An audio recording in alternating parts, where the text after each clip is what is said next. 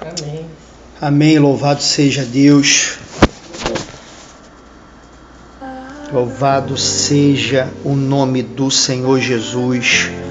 Eu saúdo a igreja do Senhor com a paz e a graça do Senhor Jesus. Louvado seja Deus. Amém. Pai do Senhor, varão. A paz do Senhor Jesus, igreja. A paz do Senhor Jesus. Amém, Pai do Senhor. A paz do Senhor. Louvado seja Deus. Eu louvo o nome do Senhor por mais um dia que Ele nos permite, como os irmãos estavam testificando, nos alimentarmos, irmãos, porque é necessário esse alimento que desce do céu. Jesus, Ele se declara como o próprio pão da vida. Claramente não um pão material, né? Um pão secular, terreno, mas é necessário um alimento espiritual. O Senhor, enquanto os irmãos estavam falando, me testificou, até o irmão falando ali o livro de Romanos, a qual pedi aqui o Senhor alguma palavra, porque muitas das vezes ficamos assim, sem saber o que falar, né, irmãos? Mas o Senhor, Ele, quando toma frente, Ele dá a direção, até porque se falarmos de nós mesmos, não temos nada a entregar. Mas a unção do Espírito Santo nos ensina todas as coisas. Ela nos revela, ela nos alimenta, ela nos fortalece. Como foi examinado cultos atrás, Efésios ali no capítulo 6 vai dizer para cingirmos os lombos com a verdade. É o primeiro degrau daquelas armaduras narradas em Efésios 6. E é o que necessitamos fazer a todo momento.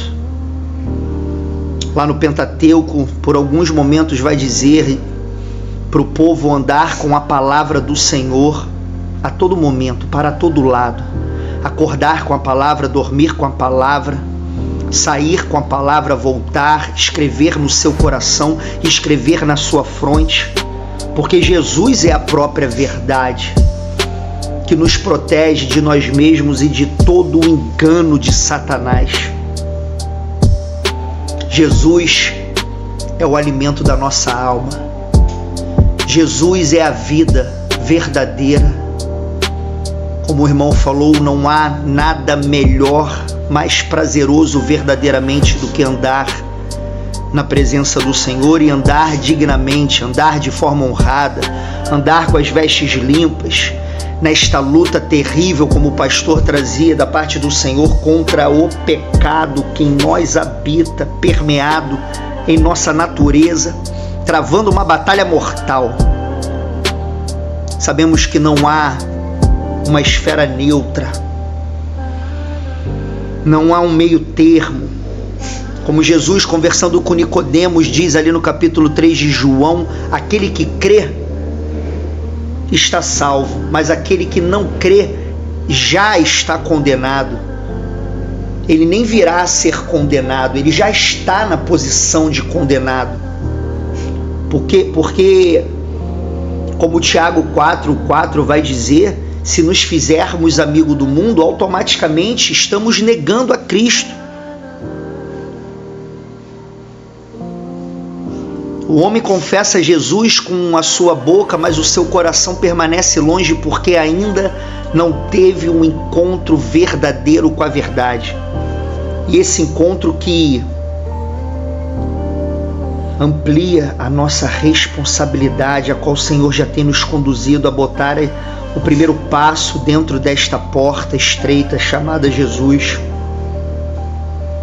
Grande é a batalha. O Senhor, Ele me fazia aqui bater os olhos em Romanos capítulo 3, a partir do versículo 21. Se os irmãos puderem abrir a Bíblia em Romanos, ali no 3, sentindo o Senhor de percorrer alguns versículos ao longo de Romanos. Não sei por onde vou, mas que o Espírito possa estar conduzindo para a exortação, para a edificação. Vamos ali no 3:21.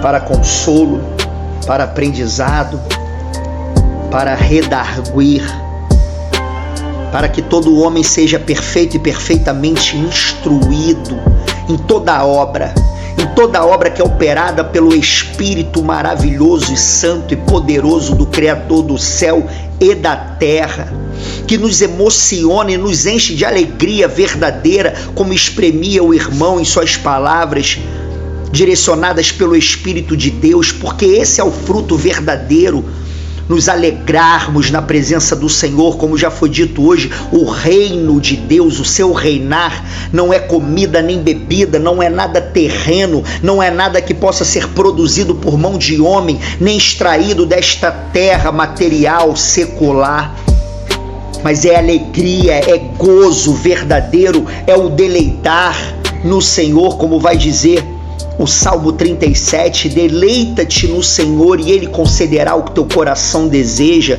E examinando, o Senhor revelava que o coração que se deleita, ele deseja mais desse deleite. E o homem cegamente, em sua compreensão carnal, que a palavra ainda acrescenta que é animal e diabólica, ela ainda imagina ouvir este versículo, que ele precisa se deleitar no Senhor para poder ter os desejos do coração carnal dele, ter aquela promoção, ter aquele casamento, ter aquela viagem, ter aquele carro novo. Romanos capítulo 3, aqui a partir do 21, vai dizer assim: a justificação pela fé em Jesus Cristo. Mas agora se manifestou sem a lei, a justiça de Deus, tendo o testemunho da lei e dos profetas. Isto é, a justiça de Deus pela fé em Jesus Cristo para todos e sobre todos os que creem, porque não há diferença entre judeu e grego, não há diferença.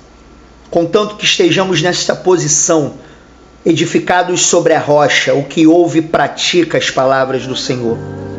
Versículo 23, porque todos pecaram e destituídos estão da glória de Deus, sendo justificados, corrigidos, endireitados gratuitamente pela sua graça, pela redenção que há em Cristo Jesus, e somente em Cristo há essa redenção, ao qual Deus propôs para propiciação pela fé no seu sangue, para demonstrar a justiça pela remissão dos pecados dantes cometidos sob a paciência de Deus, para a demonstração da sua justiça neste tempo presente, para que ele seja justo e justificador daquele que tem fé em Jesus. Onde está logo a vanglória? É excluída. Por qual lei? Das obras? Não, mas pela lei da fé. Concluímos, pois, que o homem é justificado pela fé sem as obras da lei. Louvado seja Deus. É porventura Deus somente dos judeus e não o é também dos gentios? Também dos gentios, certamente, visto que Deus é um só, que justifica pela fé a circuncisão e por meio da fé a incircuncisão. Anulamos, pois, a lei pela fé? De maneira nenhuma, antes estabelecemos a lei. A lei é estabelecida pela fé. Um texto complexo, irmãos, aos olhos naturais, mas tesouros escondidos. Sabemos que é com esforço, devemos garimpar cada vogal e cada consoante, escrita pelas penas dos servos do Senhor, inspirados pelo próprio Espírito do Deus vivo. Vemos aqui um pouquinho antes, ao longo do capítulo 3, pouquinho antes do versículo 21, Paulo praticamente transcrevendo, trazendo um texto que está lá em Isaías 59, tem em Salmos também, agora não me recordo qual é.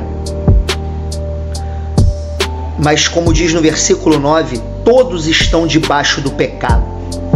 Como está escrito, não há um justo, nenhum sequer. Não há ninguém que entenda, não há ninguém que busque a Deus. Todos se extraviaram, juntamente se fizeram inúteis. Não há quem faça o bem, não há nem um só.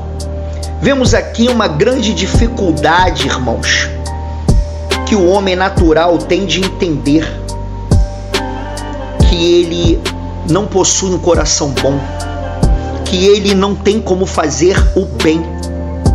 Porque, pega o carregador que vai cair a bateria, por gentileza. Porque, só um segundinho para eu ficar perto do celular aqui. Louvado seja Deus.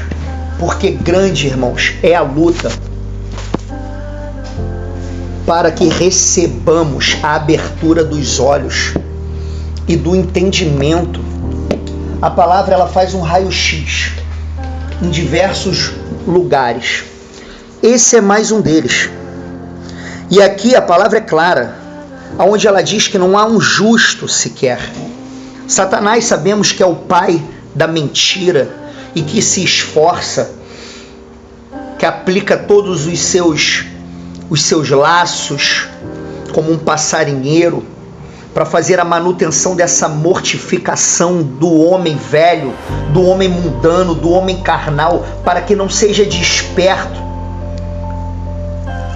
Como Pedro, quando Jesus mandou lançar aquela rede, ali reflito muito naquele momento, a qual, quando eles puxaram aquela rede lotada de peixes e os outros barcos chamando para ajudar, e aí ele diz a palavra que ele caiu ali de joelho naquele, e o que fala isso de joelho, não quero conjecturar, mas no barco, olhou para o Senhor e falou: Senhor, afasta-te de mim, porque sou um homem pecador. E ali foi um primeiro feixe de luz da verdade do próprio Cristo, que começou a mostrar a ele, a revelar ali ao entendimento daquele homem Pedro, de quem ele era, da posição carnal que todos nós herdamos, irmãos, do pecado original de Adão, a qual uma grande parcela da humanidade, inclusive que se dizem cristãos, agem e tratam o Gênesis, escrito pelo servo Moisés através do Espírito Santo, como uma historinha, como algo somente figurativo, como algo, como já ouvi quem se diz cristão falar: você não acredita que houve o fruto, que comeu o fruto e foi expulso do paraíso? Isso é tudo metáforas. E ali Pedro, ele vislumbrou, ele teve o primeiro vislumbre de que Jesus era muito além de um homem. Como Isaías, quando olhou aquela visão que o Senhor mostrou para ele, ele falou: estou perdido. Está escrito no capítulo 6 de Isaías: estou perdido porque sou um homem impuro. E ali foi mostrado aos seus olhos nitidamente a impureza que habita em todos nós. Não há um justo, não há um que esteja correto diante de Deus, não há um que busque a Deus, não há ninguém que entenda. Versículo 11 diz: nem que busque. Todos nós fomos extraviados pelo pecado, porque Deus, ele é um ser puro, ele abomina o pecado e não há como permanecer diante dele, como Adão e Eva habitavam diante da face do Senhor antes da transgressão, antes da desobediência. Não há como habitar com as vestes sujas pelo mundanismo, pelo amor ao mundo. E todos se extraviaram e fizeram juntamente se fizeram inúteis. Diz a palavra aqui no sentido da incapacidade de praticar a justiça diante de Deus. Versículo 27 nós lemos: onde está logo a vanglória? Uma glória que é vã, a qual é um dos grandes laços a qual Satanás acorrenta os corações e as mentes dos homens, como uma glória a qual o homem se alegra, como estava sendo testemunhado pelo futebol, por um time que tem um título, que tem tantos campeonatos, ou uma glória conquistada por um alto salário, uma glória conquistada por currículos, por doutorados, reconhecimento do homem, uma glória como para muitos da parte sexual, que tem como troféu conquistar diversas mulheres, diversos momentos de prazeres e alegrias que sabemos pela misericórdia de Deus são mundanas, são passageiras, são efêmeras. Por isso não há um capaz de autojustificação. Todos se fizeram juntamente inúteis na incapacidade, inutilizados quanto à autojustificação. O homem, carnalmente, pela sua própria força, ele não tem como pagar o preço do pecado. Ele não tem como fazer o bem. Não há quem faça o bem, nenhum só. Mas qual é esse bem? Como o mundo se baseia nesse mistério que está narrado aqui, capítulo 3, capítulo 4, capítulo 5, 6, 7, 8 de Romanos, mastiga muito este mistério. Onde está a vanglória? Ela é excluída. Por que ela é excluída? Por qual lei? Das obras? Não, mas pela lei da fé. A lei que opera pela fé no nome de Cristo. Vemos aqui que a palavra, ela revela que existem duas leis. E uma lei é aquilo que é um princípio, ele opera, é aquilo que rege, como a lei da gravidade. E dentro desse mistério, encontramos a batalha entre a lei das obras da carne e a lei da fé.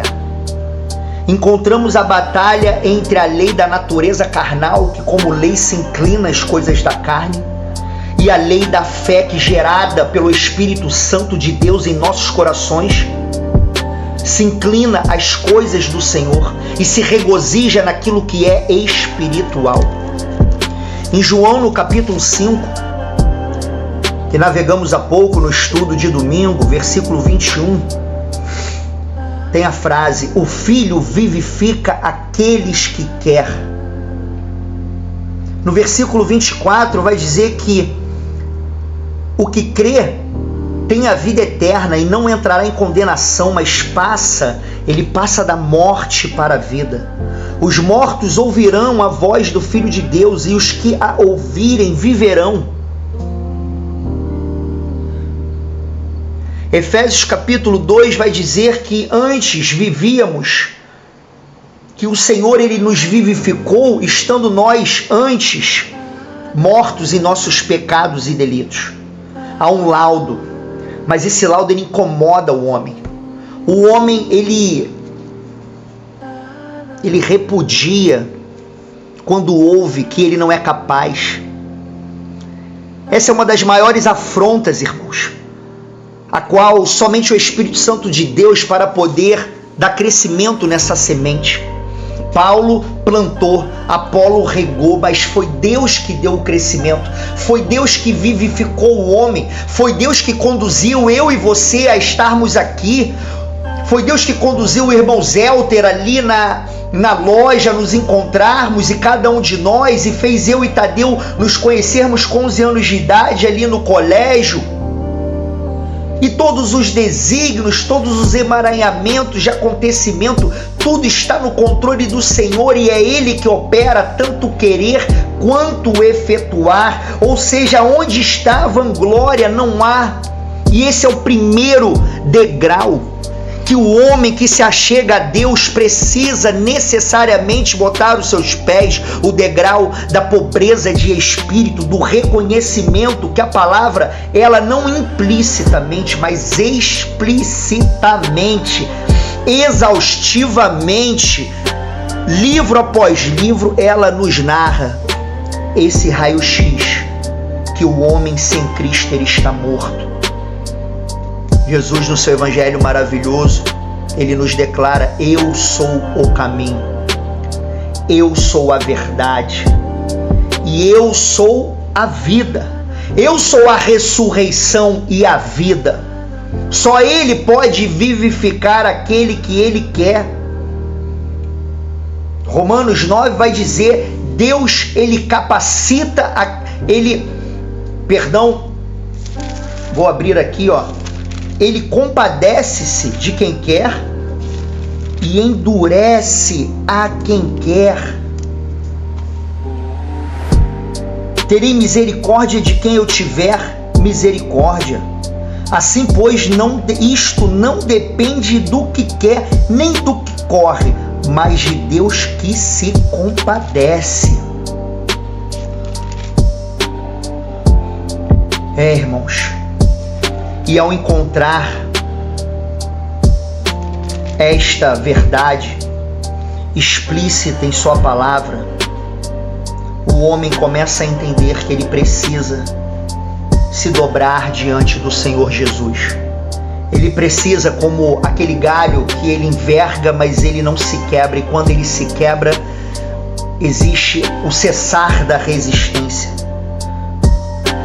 Porque somos inclinados a edificarmos uma vida com os nossos próprios braços, mas a palavra nos convida a morrermos, a extirparmos toda a vanglória, não pela lei das obras, mas pela lei da fé. No capítulo 4, continuando, vai dizer no versículo 4, fala: ora, aquele que faz qualquer obra não lhe é imputado o galardão segundo a graça, mas segundo a dívida, porque a lei, ela opera a dívida. Mais à frente vai dizer, no capítulo 8, encaixando algumas peças aqui do quebra-cabeça, vai dizer no capítulo 8, no versículo 3, porquanto que era impossível a lei, visto como estava enferma pela carne, Deus enviando o seu Filho em semelhança da carne do pecado, pelo pecado condenou o pecado na carne. Eita, mistério tremendo. Vamos pontuar aqui mais vagarosamente. O que era impossível à lei? O que era impossível à lei?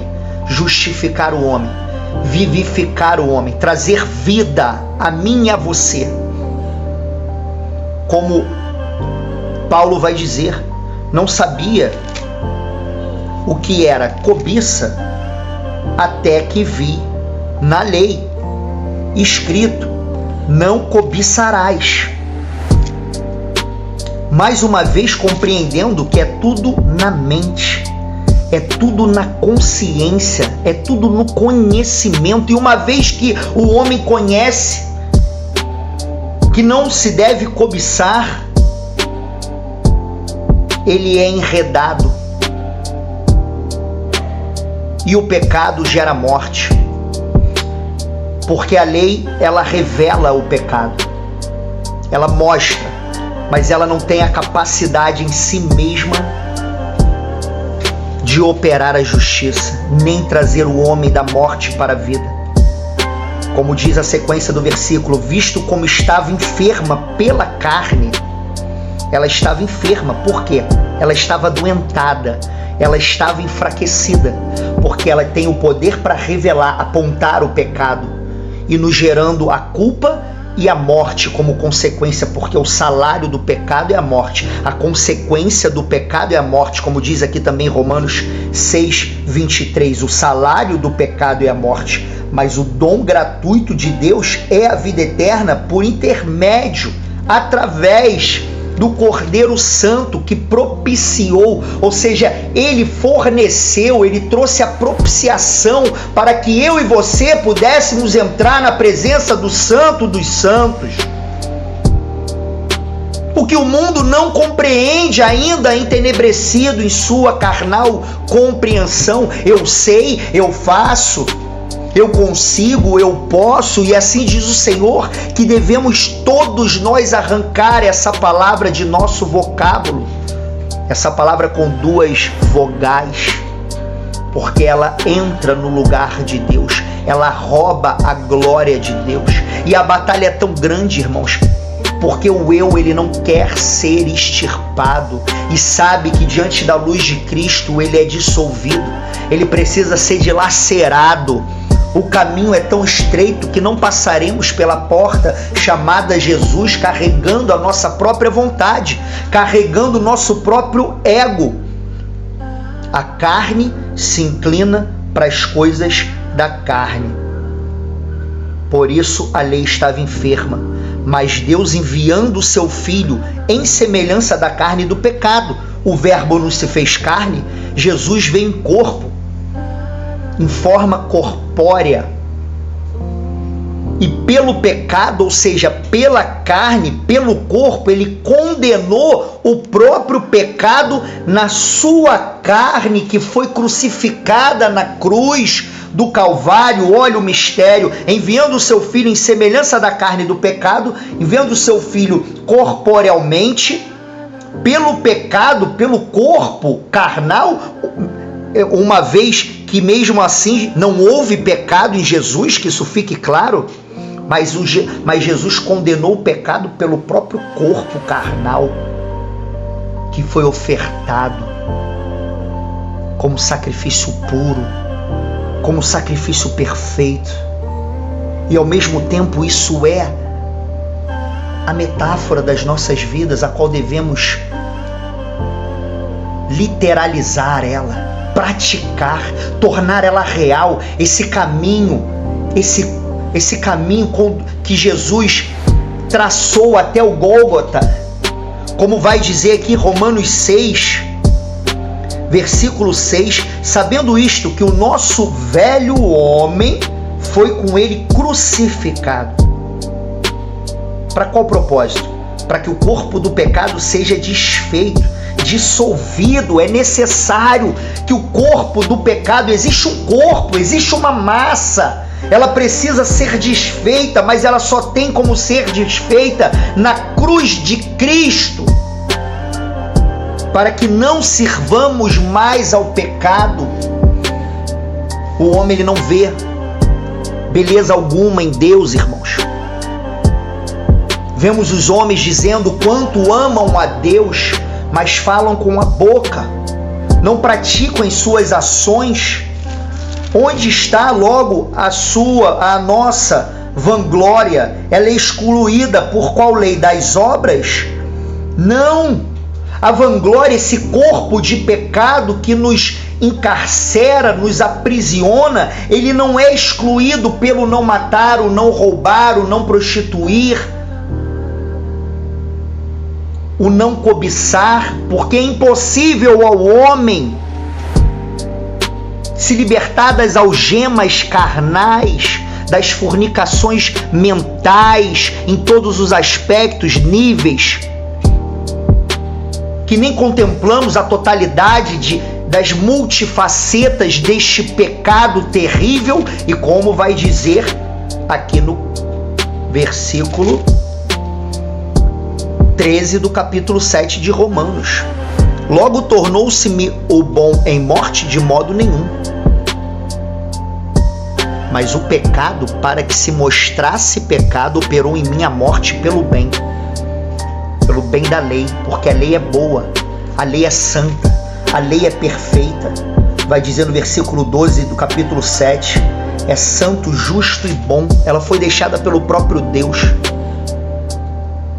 a fim de que pelo mandamento o pecado se fizesse excessivamente maligno. Ele é excessivamente maligno, e esse pecado, ele veio e passou a fazer parte da nossa própria essência, da nossa própria natureza, a partir do pecado original de Adão.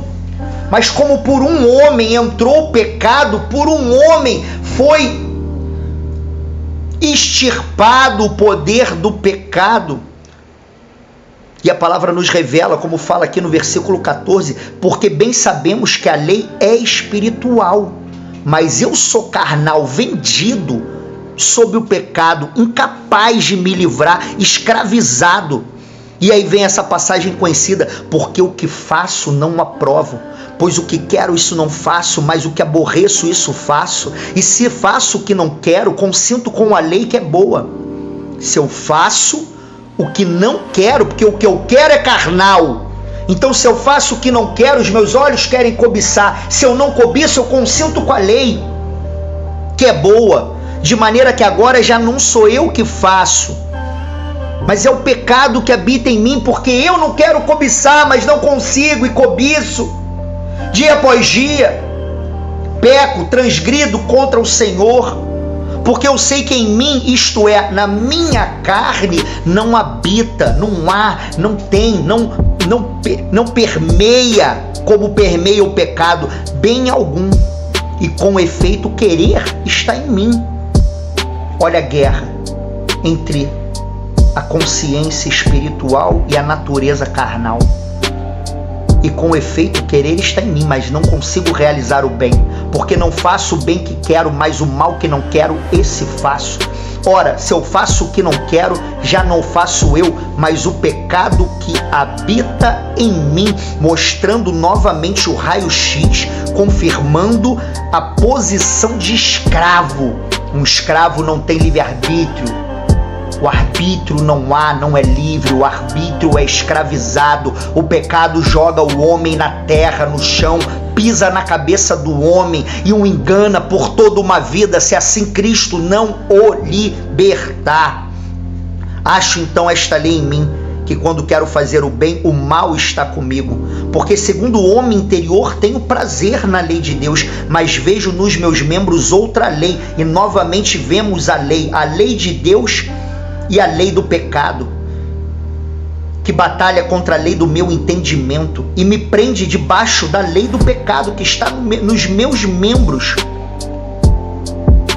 E vem o laudo, vem a compreensão, vem o registro da posição de todo homem não regenerado, de todo homem que não atravessou pela porta ainda, chamada Jesus. Miserável homem que eu sou, miserável, sem capacidade, sem possibilidade alguma de fazer nada por si mesmo, nem por alguém. Quem me livrará do corpo desta morte? Quem me livrará? A redenção, ela está somente em Jesus. Dou graças a Deus por Jesus Cristo, nosso Senhor, assim que eu mesmo, com o entendimento, sirvo a lei de Deus, mas com a carne a lei do pecado. E entramos em Romanos 8:1, dizendo: portanto, agora nenhuma condenação há para os que estão em Cristo Jesus, que não andam segundo a carne, mas segundo o Espírito.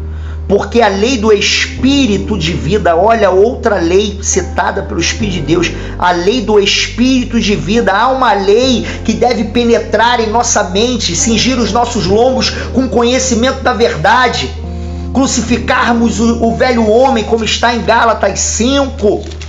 Os que são de Cristo crucificaram as suas paixões e concupiscências e os desejos ardentes. Se vivemos em espírito, andemos em espírito, falemos em espíritos, acordemos em espírito, durmamos em espírito, andai em espírito, e não cumprireis a concupiscência da carne, diz a palavra. É necessário frutificarmos na presença do Senhor, irmãos. Todo aquele que vem a Cristo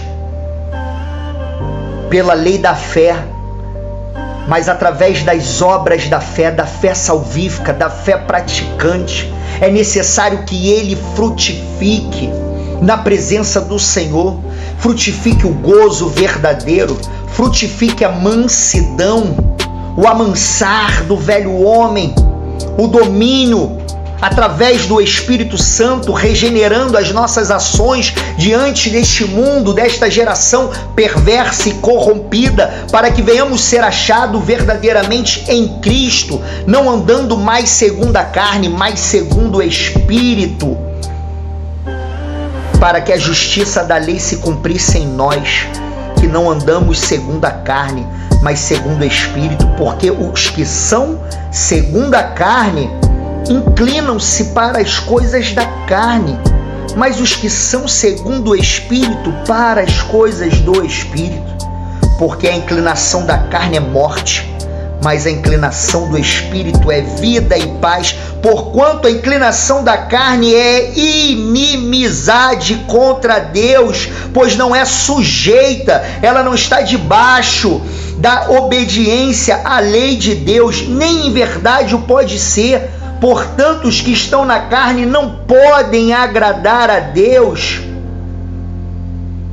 Quão maravilhosa essa palavra, irmãos, porque como o salmista disse, a tua palavra é escudo e broquel.